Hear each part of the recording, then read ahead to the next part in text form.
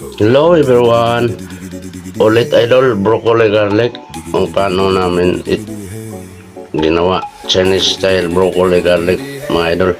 Yan, mapakulo ng tubig, lagyan natin lasa, lagyan makundi mantika, ilagay yung gulay.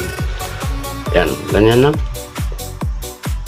Chinese style yan mga idol, broccoli garlic. Ganyan, pakuluan na dyan sa broccoli sandali.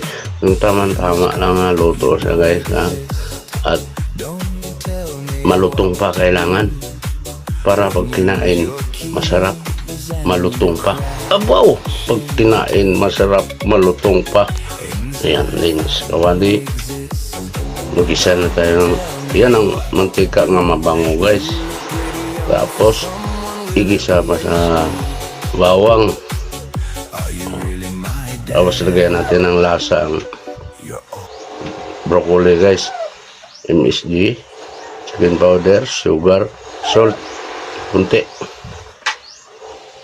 sausing wine, halo-halo. Lagyan na natin guys ng kunting pampalapot para kumapit ang lasa. Yan na siya guys, oh. Pampalapot. Lagyan natin sesame oil yan guys, sesame oil. Sa bahay, kayang-kaya gawin yan guys. Oh, halo-halo. Okay na yan siya mga idol. Yummy-yummy na. O mabango mantika. O, iplato na natin.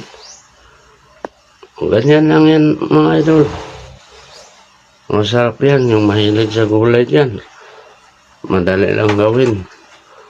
Garlic, gulay, kahit anong gulay. Yan na siya mga idol, yummy-yummy. Diba? Thank you for watching.